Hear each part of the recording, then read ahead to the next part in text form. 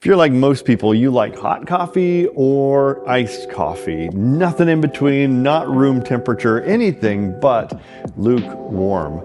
That can describe not just coffee, but our lives. Maybe in your life, you've had a time where you've just felt lukewarm, either about your career or about your relationships, your path through life, whatever.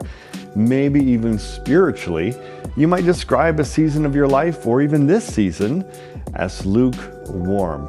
Well, Jesus gives us some insight into why this happens and why it's so important not to let that happen in the book of Revelation. In chapter 3, he has a message for the church in Laodicea that he calls a lukewarm church. He says, "I know your deeds, that you are neither cold nor hot.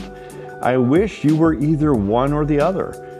So because you're lukewarm, neither hot nor cold, I'm about to spit you out of my mouth."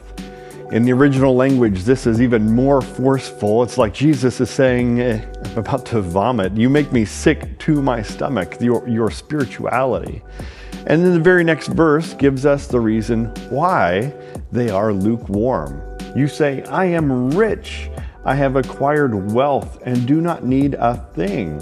But you do not realize that you are wretched, pitiful, poor, blind, and naked. This first century church had gotten very wealthy, and along with that, very self-reliant. They had been used to saying, "We don't need anything from anyone, including you, God." And that became toxic to their relationship with God. This Sunday at church, I put it this way: warning, material wealth may lead to spiritual poverty.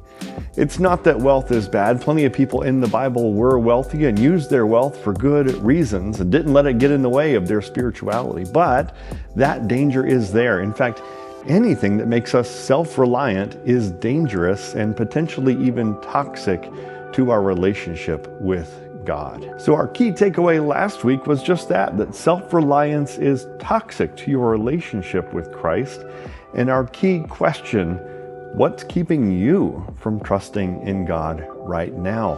I hope you'll continue to think about that. And as you get ready to come to church this week, just know we're going further into the book of Revelation, into chapters 4 and 5. I would love if you would read ahead, read through those 2 chapters, and in them you will see this picture of a heavenly worship service, the activities of heaven right now, the activities of heaven in eternity.